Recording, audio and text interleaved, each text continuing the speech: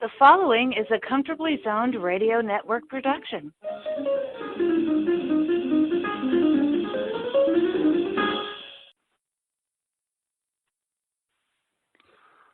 Good morning, good afternoon, good evening, wherever you may be, whenever you might be listening. This is another edition of Ask Claire along the Comfortably Zoned Radio Network, a program where I get to talk about things that interest me and that I hope will interest you as well. You know, my favorite themes are probably baseball and books, which means great books about baseball are at the top of my list for conversation, and really happy to welcome back to the program a man who's been on before, but since we talked to him, he's had another book out called Left on Base in the Bush Leagues. His name is Gaylon White, and he is with us this morning. Hi, and welcome. Thank you. Good to be here. Well, and let's talk minor leagues. And, the title, I hope, is suggestive of how you have really done a great job here in just mining some of the rich and quirky history of minor league baseball. But, maybe we could start out by hearing about where your passion for minor league history came from and why you think it's worthwhile to tell these stories. I grew up in Los Angeles, Claire, and at that time, Los Angeles was a member of the Pacific Coast League, just as Portland, Seattle, San Francisco, San Diego, all those cities on the West Coast had their own league, the Pacific Coast League, and it was, of course, considered a minor league. There was no major league team west of the Mississippi until 1955 when the Philadelphia Athletics moved to Kansas City. And then, of course, in 57, the Dodgers moved to Los Angeles, the Giants to San Francisco, and, of course, after that, a number of other teams popped up on the West Coast. But when I grew up in L.A., there was no Major League Baseball, just minor league baseball. I went to games with my father at Wrigley Field, just like the one in Chicago, had ivy on the brick walls. Many of the players who passed through Wrigley Field in L.A. wound up at Wrigley Field in Chicago. A lot of the other players who played for teams in the Coast League wound up in the major leagues. So I was always fascinated by the stars in that league who didn't either make it to the big leagues, or if they did, they didn't have any kind of the kind of career they had in the minors. So what was it that made these guys great in the minors, and either they never made it to the majors, or if they did, they were considered a failure?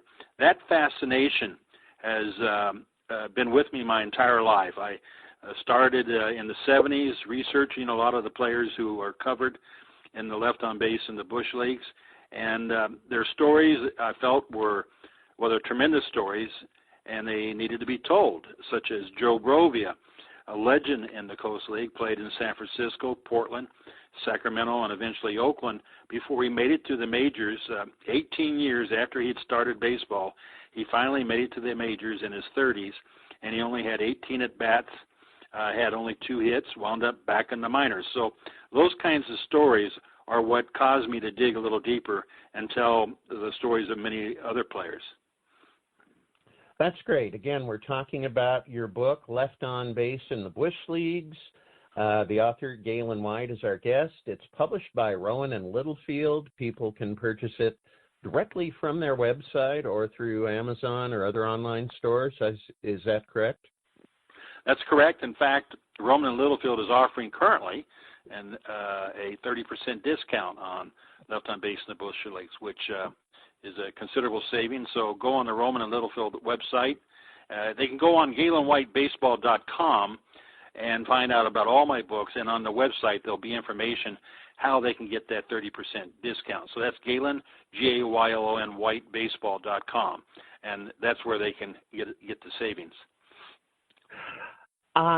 So before the program, we were talking about the fact that, certainly minor league baseball is very different from the kind of minor league baseball that you grew up with, but now there seems to be serious discussion at the major league level about some other fundamental changes, really seems to me almost radical changes in minor league ball. And would you like to talk about those and your thoughts on this?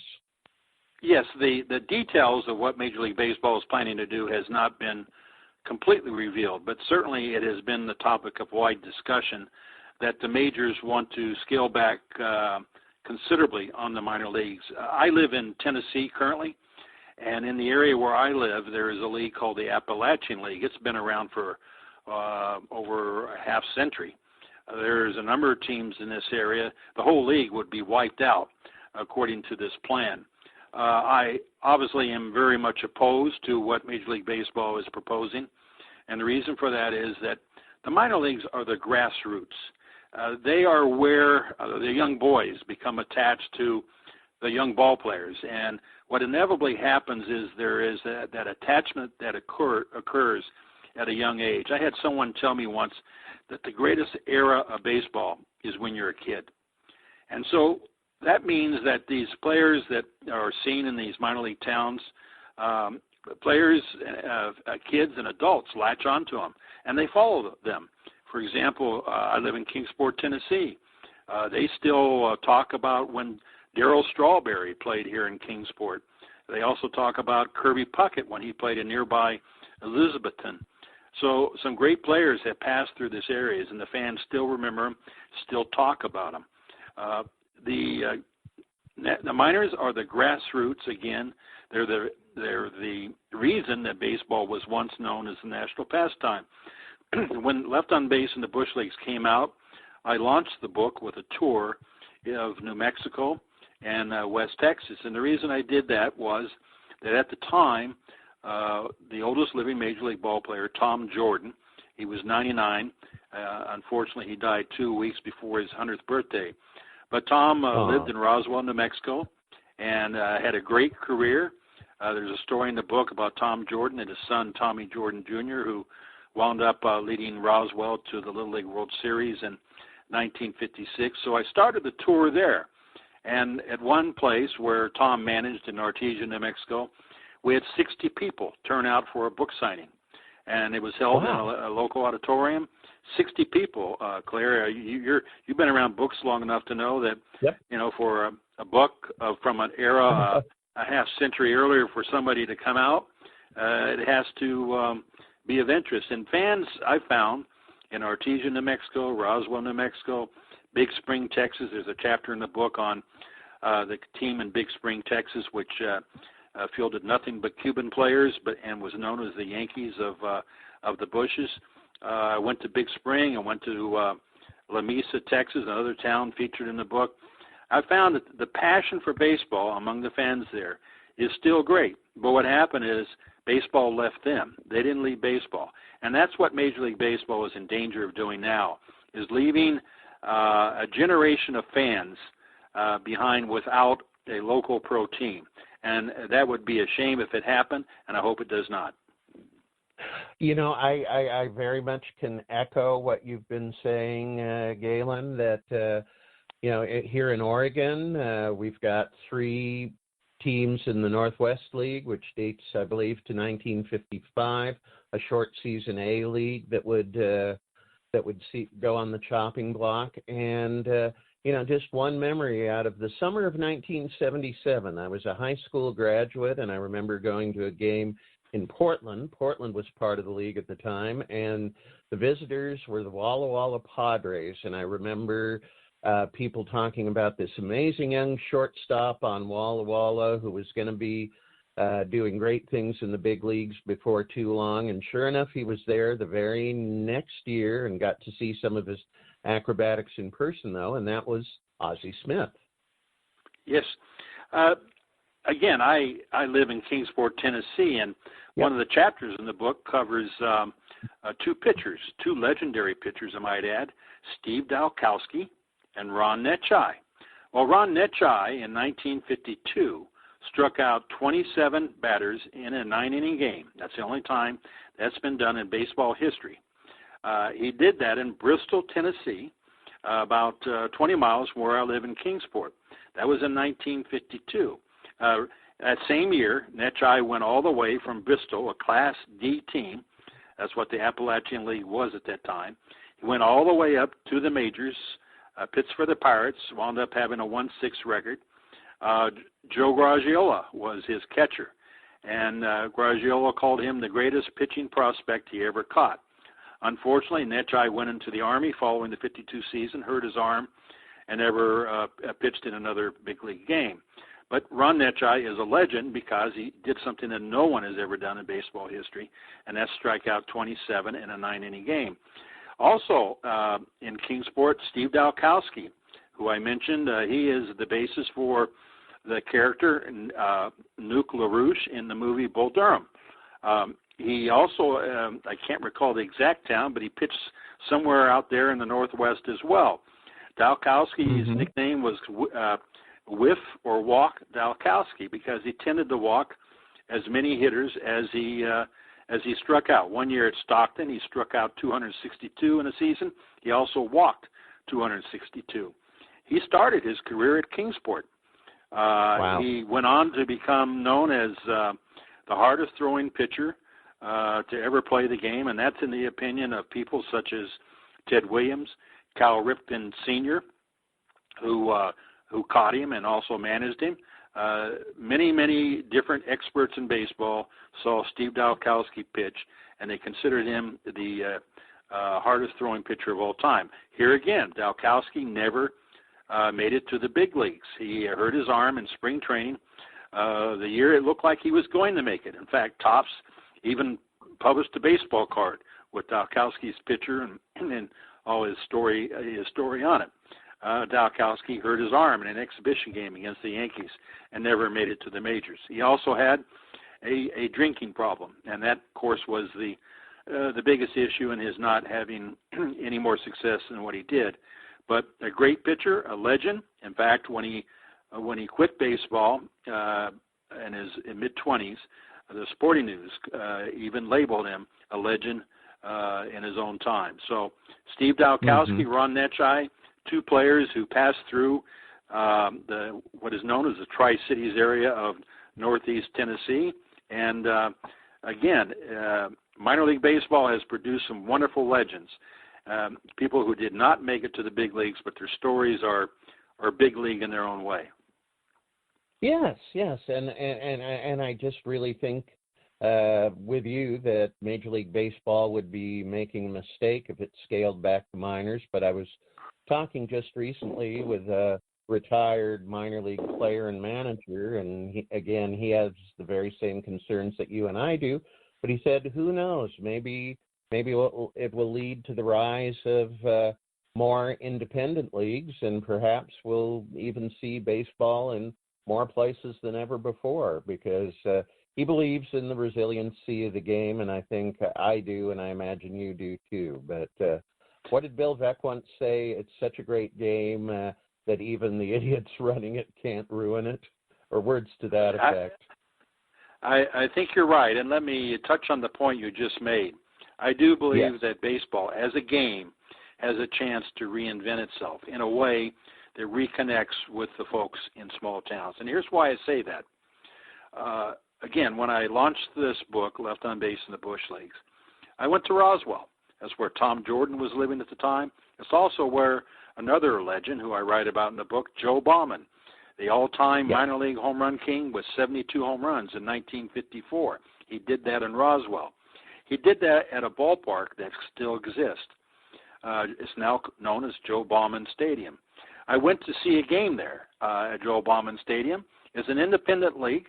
The Roswell Invaders is what they're called. Of course, Roswell is known as a place where aliens possibly landed in the 1940s, and they have a museum devoted to that kind of thing, aliens and so forth. So I went to a ball game there and saw the Roswell Invaders play another team, and it was a small crowd, but it was passionate, and it was great to sit there in Joe Bauman Stadium, where Joe had set the record of 72 home runs in 1954, and just kind of see these players on the field. I remember they allowed me to say something about the book to the crowd, and the umpire came back between innings and said, "I'd like to buy a copy of the book. Can you wait around after the game?" And I said, "Absolutely." And then I said to him, "You know you're standing on hallowed ground." And he said, "Yes, I do." So fans have not forgotten these legends, nor some of the ballparks in which they played. In the book, I tell a story about Coconut Field in a little place called Alpine, Texas. And Coconut Field was built in 1948. It was called by Sports Illustrated many years later as the most beautiful ballpark ever. It has a great view of the mountains there, kind of the entrance to Big Bend National Park. It is now, Alpine has an independent ball club too. I write a little bit about the ball team that Alpine had in the 40s, also an independent club. So I think what you might see as a result of Major League Baseball's actions is a resurgence of independent baseball. I believe there's an appetite there, and I think that there are some entrepreneurs who will take advantage of it, and there certainly are a lot of young players who would like to have that opportunity to play independent baseball and perhaps get an opportunity to move on up higher. Cool. Let's go back to Joe Bauman for a minute. Another minor league legend, never played a game in the majors, but if people look at his stats, I mean, especially his Roswell years, here's a guy who's hitting 55, 60, 72 home runs, batting in the neighborhood of 400. I think he hit 400 at least once, didn't he? And, right, yes. Just spectacularly high averages. So, I think it's just a fascinating story why Joe Bauman never saw a day of big league action. Well, Joe was a great hitter. He even left baseball at one point and played semi-pro ball in Elk City, Oklahoma. He did that because he made it as high as Class A. He actually had one at bat in Class AA. Then they sent him down to Class A. He spent an entire season there. It was miserable, according to Joe. He didn't like it. He didn't do all that badly. He had 10 home runs, batted .278, but he didn't like Hartford, Connecticut. That's where he played. So they wanted to cut his contract. He said, "No way, I can make more money selling shoestrings on the street in Oklahoma City." He was from Oklahoma. He went back there. He wound up signing a contract with the Elk City Elks in western Oklahoma. He became a legend in semi-pro ball. He had a Texaco service station there, made a lot of money from that station. It was right on Route 66. About 3 years into that, a owner of a club in Artesia, New Mexico, decided to try to talk Joe to come back to pro ball. He was successful. Joe went to Artesia, hit over 50 home runs his first 2 seasons there. Then he went to Roswell in 54. And the reason he went from Artesia to Roswell was he wanted to own another Texaco service station. Artesia was a town that was a little too small for that. So he went to Roswell, got him another Texaco service station, was pumping gas during the day and home runs out of the ballpark at night. So Joe was happy. Joe was happy with that life. He was content to stay in the minors. At that time, you didn't have the salaries in the majors you have today. Unless you were a big star, you made the minimum. And in Joe's case, he felt he could make more than the major league minimum playing in the minors, where, for example, when Joe hit a home run, and this was a tradition particularly in West Texas and New Mexico, when a guy hit a home run, oftentimes the fans rewarded him with what they called, they stick money through the fence. So the players called it picking the fences. So Joe, on the night that he hit 3 home runs to break the record, it was on a Sunday in Artesia, New Mexico. He collected $800 in cash, people sticking money through the screen. So when you can do that, and $800 at that time was a lot of money, a lot more than it sounds like now. Yeah. But it was almost enough to buy a new car. So Joe was quite satisfied staying in the minors, hitting home runs, picking the fences. And in Roswell, every time he hit a home run, there was a meat company in town that gave him a free ham and some of the trimmings. And so he called the Roswell team the best fed team in America. And it probably was. I love it. I love it. So this is your fourth book overall, and two of your previous ones were about minor league legends Artie Wilson, Steve Bilko. You also collaborated on the autobiography of Ransom Jackson. Do you have another baseball book project in mind, or even in the works maybe that you? In fact, I'm just winding up. Yeah, just winding up work on a book about a town in Crowley, Louisiana, that was known in the early 50s as the biggest little town in baseball. A fascinating story about the town and the team. And in fact, it's not just baseball. Crowley is in Cajun country, and in 1959, John Kennedy and his wife Jackie came through Crowley. He was thinking about running for president at that time. It was in October of 1959, and the largest crowd ever to see Senator Kennedy speak before he became president was in Crowley, Louisiana.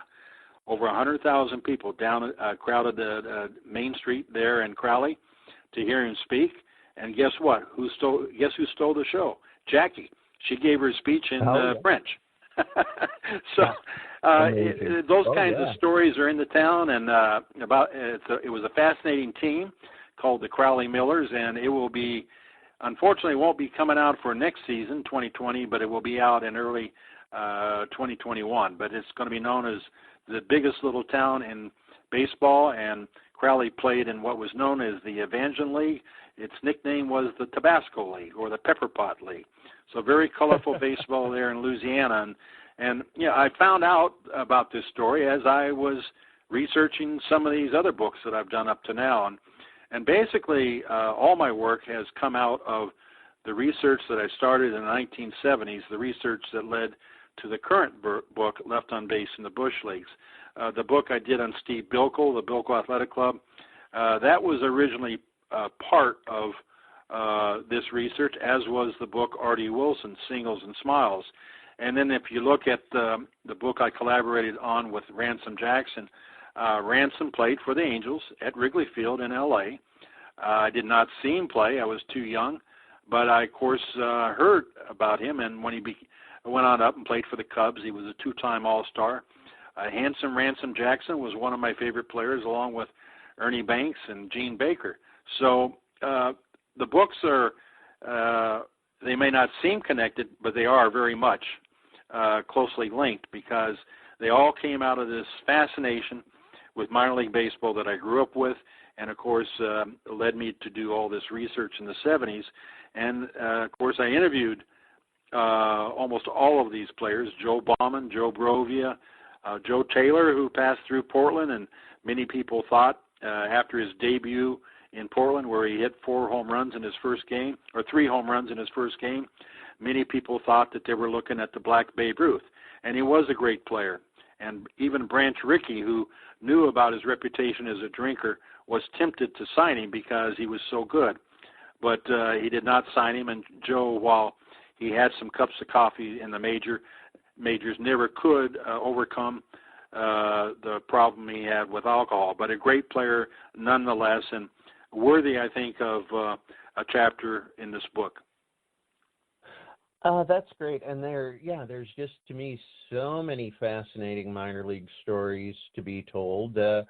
One thing I was curious about, and I got to meet Dave Baldwin, former submarine pitcher with Washington in the 60s, but I knew he was on Hawaii in the Pacific Coast League in the early 70s, and I noticed they sure really seem to have been loaded up with ex-major leaguers, even more so than the typical AAA team. And he said that's because their working agreement with San Diego allowed it, and the owner of Hawaii at the time, had dreams of a major league franchise for Honolulu, which never happened. But just so many stories, so many colorful people, and you've touched on this, I think, in your writings, in our conversation today, but how baseball is just such, and I'd love your thoughts as we head toward the finish, how baseball, I really think more than any other sport, has been woven into the very fabric of American society. Well, I've talked to so many players who have told me that they consider baseball a metaphor for life, and it really is. It has no clock to it, although life does have a clock. But you're playing this game. You lose the game, and there's always tomorrow. There's something about the game that gives us hope, and that's why, as you pointed out earlier, you made reference to idiots, and I'm not going to necessarily say who exactly those idiots are, but sure. Many of the people running baseball now know less about baseball than they do about other things, and I really think that baseball. I like your point, and what you said someone else mentioned, and that is baseball is such a part of America. It's such a part of our life that it will find a way to outlast these idiots. And so I'm confident of that, and I'm confident of that because of what I saw happen in the minor leagues. The period I'm writing about in Left on Base in the Bush Leagues, much of it covers a time when the minor leagues were dwindling.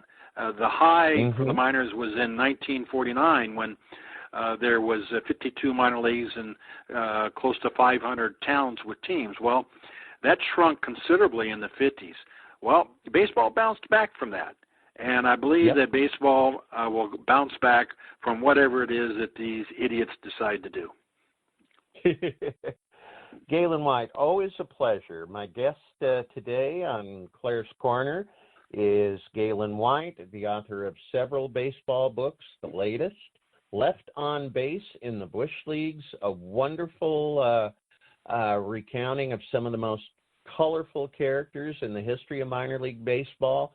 The publisher is Rowan and Littlefield. I heartily recommend it. I want to thank you again for taking the time to talk with me today. Claire, it's always a pleasure, and anytime I can talk about minor league baseball and have a conversation as we have today, I'll do it. Thank you. Thanks, sir. Have a great day. And until we talk again, folks, happy trails. The proceeding has been a Comfortably Zoned network production. You are advised to keep your dreams wet, your humor dry, your children and grandchildren out of military recruiting offices, and off the laps of clerics who wear dresses. Thank you for listening, everyone. Happy trails.